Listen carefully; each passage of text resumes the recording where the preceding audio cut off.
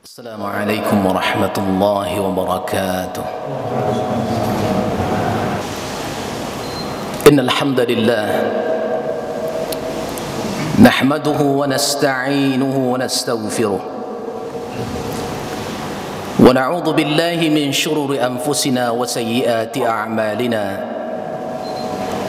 May yahdihillahu fala mudilla lahu wa may yudlilhu fala hadiya lahu. أشهد أن لا إله إلا الله وحده لا شريك له وأشهد أن محمدًا عبده ورسوله لا نبي بعده. اللهم صل وسلم وبارك على محمد وعلى آله وأصحابه أجمعين. أما بعد، فيا عباد الله، أوصيكم ونفسي بالتقوى الله فقد فاز المتقون. يا أيها الذين آمنوا اتقوا الله حق تقاته ولا تموتن إلا وأنتم مسلمون. فقال الله تعالى في القرآن الكريم: أعوذ بالله من الشيطان الرجيم.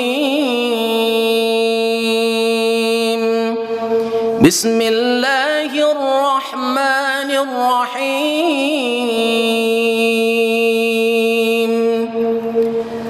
رب هب لي حكما وألحقني بالصالحين واجعل لي لسان صدق في الآخرين واجعلني من ورثة جنة النعيم. صدق الله العظيم. اللهم ارحمنا بالقرآن. Ma'asyiral muslimin, sidang jamaah Jumat rahimakumullah.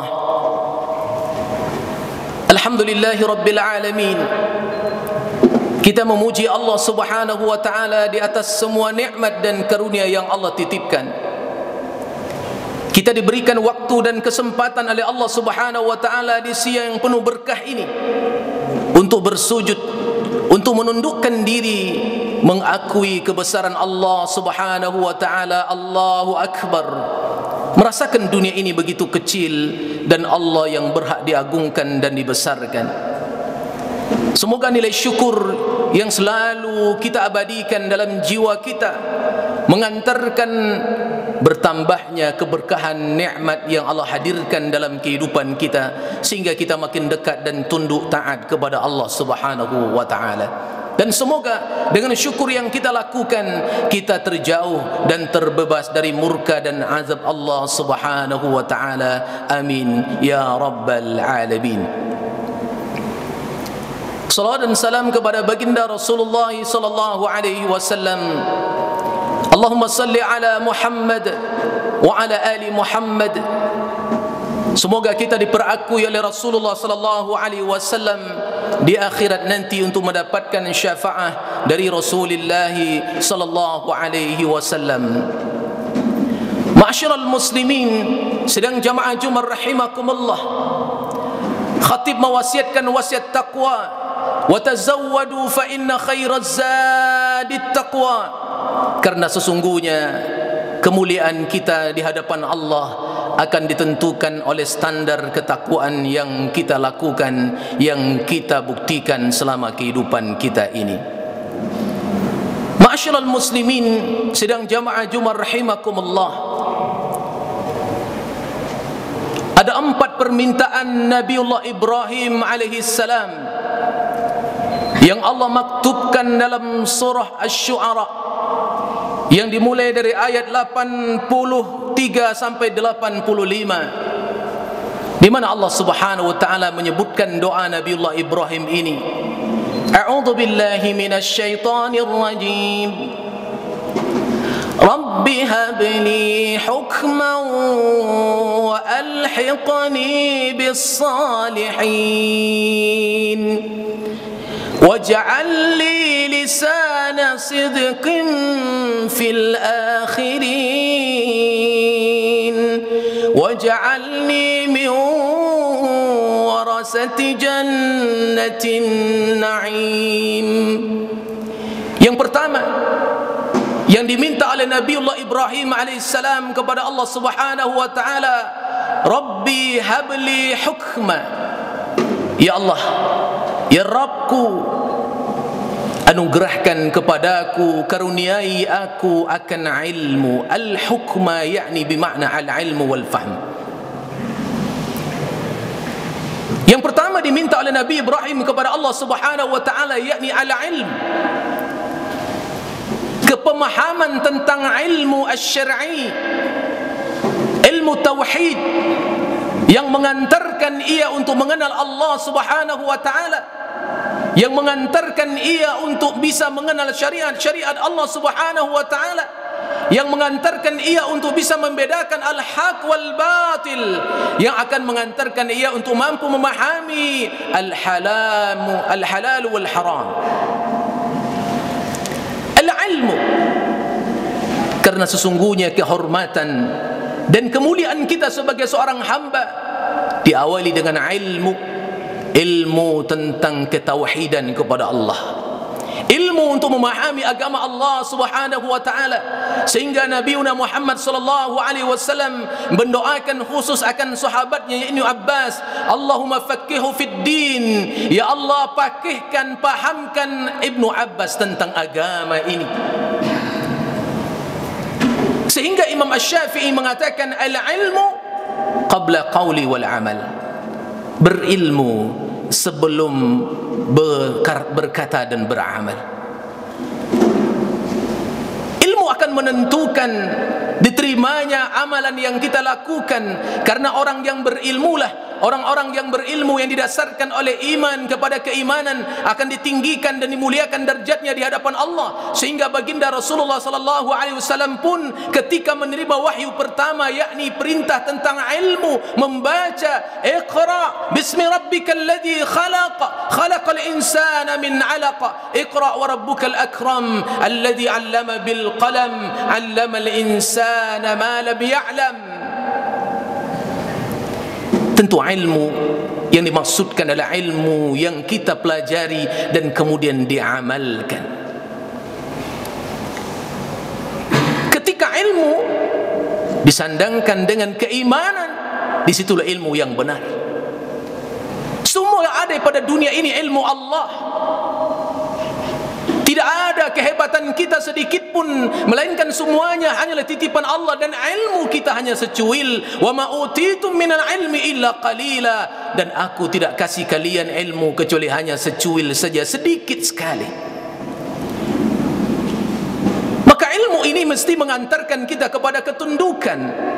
Tidak ada manusia yang hebat jikalau seandainya ilmu itu menjauhkan dia dari Allah Subhanahu wa taala, karena ilmu yang dikatakan hebat itu adalah ilmu yang mengantarkan kita makin tunduk, makin takut, makin berserah diri kepada Allah Subhanahu wa taala. Kalau ada orang mengatakan dia berilmu, dia jauh dari Allah, mereka tidak berilmu di hadapan Allah Subhanahu wa taala. Abu Jahal itu digelarkan jahlu, orang yang bodoh, bukan karena dia tidak berilmu, tapi dia tak mau mengenal Allah, dia tidak mau mengesahkan Allah, dia tidak mau mentauhidkan Allah. Dia berilmu tetapi ilmu menolaknya untuk tunduk dan taat kepada Allah Subhanahu wa taala. Maka jikalau seandainya ada hari ini orang yang berilmu tetapi dia jauh dari Allah, dia jahil, dia juhala, orang-orang yang bodoh di hadapan Allah Subhanahu wa taala. Ma'syiral muslimin, sidang jamaah Jumat rahimakumullah. Maka Rasulullah sallallahu alaihi wasallam mendefinisikan orang yang cerdas itu dengan kalimat yang indah, al-kais man dana nafsahu wa amila lima ba'dal maut, wal ajis man ataba'a hawahu wa tamanna 'ala Allah. Orang yang cerdas, orang yang muhasabah akan diri dan beramal untuk hari esoknya. Orang yang bodoh, orang-orang yang sibuk mengikuti hawa nafsu dan tidak tunduk kepada Allah, dan dia hanya berkhayal tentang Allah. Maka jadilah kita orang-orang yang berilmu. memiliki pemahaman tentang ilmu, yang kemudian semua ilmu yang Allah titipkan itu mengantarkan kita dekat dengan Allah. Tidak ada sebenarnya perbedaan antara ilmu agama dan ilmu dunia yang selalu didengung-dengungkan ketika kita belajar ilmu fisika, ilmu bumi, biologi dan seterusnya. Dikatakan ini ilmu dunia, ilmu umum. Padahal sesungguhnya Allah Subhanahu wa taala sudah bicara semua tentang ilmu, sehingga kita dipisahkan antara ilmu agama dan ilmu umum. Jadilah kita orang-orang yang kemudian sekuler dalam pemahaman kita. Padahal tidak. Jikalau seandainya semua ilmu itu digali dari sumbernya yang benar, Al-Quran dan Sunnah, semua ilmu itu datang min indillah, dari sisi Allah Subhanahu wa ta'ala. Allah telah berbicara tentang planet-planet, Allah telah berbicara tentang bumi, Allah bicara tentang gunung, tentang flora dan fauna. Sudah jelas Allah bicarakan tuntas dalam Al-Quran. Semuanya mesti bermuara kembali kepada Al-Quran dan Sunnah. Ketika itu ditegakkan, jadilah kita orang yang alim, berilmu dan beramal dengan ilmu yang kita miliki. Nabi Ibrahim meminta kepada Allah, Rabbi habli hukma, karuniai aku ilmu. Yang kedua yang diminta oleh Nabiullah Ibrahim alaihissalam, wa alhiqani bis salihin, kelompokkan aku, masukkan aku dalam kelompok orang-orang yang saleh. Ini tujuan kehidupan kita, beribadah untuk saleh, bukan beribadah untuk salah. Kehidupan kita yang sesaat bukan untuk menjadi orang yang salah, karena potensi salah itu sudah ada dalam diri kita. Kita dinamakan manusia al-insan minan nisyan. Kita juga sudah berpeluang salah. Maka yang perlu dibangun, yang perlu diusahakan, yang perlu dikejar, yang perlu disemangatkan adalah untuk menjadi orang yang saleh. Karena saleh itu tidak pernah datang dengan sendirinya, melainkan dengan diusahakan, dengan mujahadah dan kesungguhan kita kepada Allah Subhanahu wa taala. Saudaraku kaum muslimin, tidak akan pernah datang ke masjid ini pada Jumat ini kalau tidak diusahakan. Dunia akan membuat kita lalai, akan membuat kita sibuk, seakan-akan kita tak punya waktu. Tapi ada upaya dan kita paksakan diri kita untuk menjadi saleh, sehingga kita bisa memenuhi undangan Allah Subhanahu wa taala. Agama ini tidak melarang kita untuk merebut dunia ini dalam posisi apapun.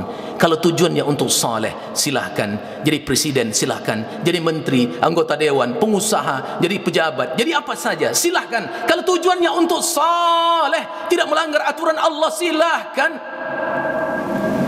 Sehingga salafal Nabiullah Sulaiman alaihi salam, Nabi yang dianugerahkan kekayaan yang sangat dahsyat, ilmu yang sangat hebat. Rakyatnya tidak hanya manusia, bangsa jin pun tunduk dalam kekuasaannya. Nabi Sulaiman tinggal perintahkan Raja Ifrit, pemimpin dan gembongnya para jin, untuk diperintahkan anak buahnya melakukan sesuatu, ia tunduk, sami'na wa ata'na. Nabi Sulaiman alaihissalam tidak hanya menguasai beberapa bahasa di bahasa-bahasa manusia, tetapi dia menguasai bahasa-bahasa binatang, percakapan makhluk-makhluk yang lain dia tahu, karena Allah anugerahkan ilmu untuk mengetahui itu. Nabi Sulaiman kendaraannya bukan jet yang super kencang, angin pun tunduk dalam kekuasaan Nabi Sulaiman. Tapi Nabi Sulaiman alaihissalam meminta kepada Allah untuk menjadi saleh, dikelompokkan menjadi hamba yang saleh. Dalam surah An-Naml doa itu dipanjatkan Nabi Sulaiman ayat 19, Rabbi auzi'ni an ashkura ni'mataka allati an'amta alayya wa ala walidayya wa an a'mala salihan tardah wa adkhilni birahmatika fi ibadika salihin. Semua potensi nikmat yang Allah hadirkan, ujungnya Nabi Sulaiman hanya meminta kepada Allah, wa adkhilni birahmatika fi ibadika salihin, masukkan aku dalam rahmatmu dan hitunglah aku menjadi hambamu yang saleh. Kemuliaan kita kaum muslimin akan ditentukan apakah kita nanti berada di barisan orang-orang yang saleh ataukah kita akan berada di barisan orang yang salah. Maka tersenyumlah, bahagialah kita jikalau seandainya nanti di mahsyar kita dikelompokkan menjadi barisan orang yang saleh, minal anbiya wal mursalin wasyuhada'i was salihin. Kita akan bahagia, dan merugilah jikalau seandainya kita dikelompokkan Allah di kelompok orang yang salah, minal iblis wasyayatin, dan orang-orang dilaknat oleh Allah Subhanahu wa taala. Maka tujuan kita sesaat ini untuk bagaimana kita menjadi saleh, karena yang saleh itulah yang baqa, yang kekal, menjadi milik kita, yang akan membela kita di mahkamah Allah Subhanahu wa taala. Al-mal wal banun zinatul hayatid dunya wal baqiyatu الصالحات خير عند ربك ثوابا وخير أملا. Dalam surah Al-Kahfi Allah sebutkan dunia, harta, anak-anak, perhiasan dunia. Al-baqi wal baqiyatus salihat, yang akan kekal amal-amal kesolehan kita, zikir kita, pengorbanan kita, sedekah kita, semua tunduk dan taat kita kepada Allah akan menjadi kekal di hadapan Allah Subhanahu wa taala, yang akan menjadi pembela, dan dia merupakan cita-cita dan semangat dari seorang mukmin. Nabi Ibrahim alaihissalam meminta kepada Allah, wa alhiqni bis salihin. Yang ketiga, permintaan Nabi Ibrahim alaihissalam, waj'al li lisana sidqin fil akhirin. Ya Allah, jadikan aku menjadi sanaan, pujian, menjadi sebutan yang baik bagi orang-orang setelah aku tiada, setelah aku pergi, setelah aku mati, meninggalkan dunia ini. Namaku disebutkan dan dipuji oleh banyak orang. Dan doa Nabi Ibrahim dikabulkan Allah. Dalam tahiyat yang kita baca, kita sebutkan nama dua Nabi. Allahumma salli ala Muhammad wa ala ali Muhammad kama sallaita ala Ibrahim wa ala ali Ibrahim. Harimau mati meninggalkan belang, gajah mati meninggalkan gading, manusia mati meninggalkan nama dan budi. Akankah nama kita disebut dalam kebaikan? Akankah anak cucu kita membanggakan kita ketika menjadi orang yang sukses? Dia ditanya, siapa motivasi hidupmu? Motivatorku ayahku, motivatorku ibuku. Ibu dan ayahku yang mendidik kami mengenal Allah, yang mengenal salat, walaupun keras pendidikan mereka, lalu kami jadi orang yang taat kepada Allah. Bangga mereka menjadi anak karena orang tuanya sukses mendidik mereka. Nama orang tua yang disebut dalam kebaikan. Ternyata Allah menyebutkan nama-nama orang-orang yang terbaik, dan juga kemudian menyebutkan nama-nama orang yang terlaknat. Diabadikan Allah dalam Al-Quran. Kaum 'Ad, kaum Samud, Fir'aun laknatullah, Qarun laknatullah, Haman laknatullah, sampai akhirnya tabbat siyada abi lahabi wa tab, sampai istrinya sendiri disebutkan, wa imra'atuhu hammalatal hatab. Disebutkan orang-orang yang dilaknat, disebutkan Allah namanya dalam Quran, untuk diketahui oleh umat di akhir zaman, agar kita manusia tidak mengikuti kejahatan dan pembangkangan mereka, sehingga kita selamat dari laknat Allah Subhanahu wa taala. Kemudian orang-orang yang saleh juga disebutkan dari kala anbiya wal mursalin, sampai cerita ashabul kahfi yang tidur 309 tahun, nama surahnya Al-Kahfi pun disebutkan, sampai ashabul ukhdud, orang-orang yang dibunuh oleh raja yang zalim, digali parit kemudian diisi bara api, ditimbun mereka dan mereka dimatikan Allah dalam keadaan para syuhada, disebutkan. Lalu apakah kita akan disebutkan nama kita di hadapan Allah nanti ketika Allah tersenyum dan bangga melihat kita, lalu kita mendapatkan pujian dari Allah dan ucapan selamat, salamun qaulam mir rabbir rahim. Investasinya untuk merebutnya hari ini ketika dunia masih dibentangkan oleh Allah untuk kita. Yang terakhir, Nabi Ibrahim berdoa, waj'alni min warasati jannatin na'im. Ya Allah, jadikan aku orang-orang yang bisa mewarisi surgamu yang penuh kenikmatan. Kalau kita sudah punya ilmu dan beramal mengenal syariat Allah, kemudian kita sudah menjadi orang yang saleh, dan nama kita disebut dalam keabadian, nama-nama yang terbaik dan dibanggakan oleh orang-orang sesudah kita, insyaallah surga pun akan menanti kita. Kita akan dipilih oleh Allah untuk dikatakan kepada kita nanti di akhirat, fadkhuli fi ibadi wadkhuli jannati, masuklah kalian ke dalam kelompok hambaku, nikmati surgaku. Indahnya apa yang disampaikan oleh Nabi Ibrahim kepada Allah sebagai permintaan yang mesti juga kita lakukan permintaan ini, dan kita buktikan dalam tingkah laku dan tunduk perbuatan kita, agar kita layak untuk mendapatkan surga Allah yang penuh dengan kenikmatan. Fa'tabiru ya ulil absar la'alakum turhamun.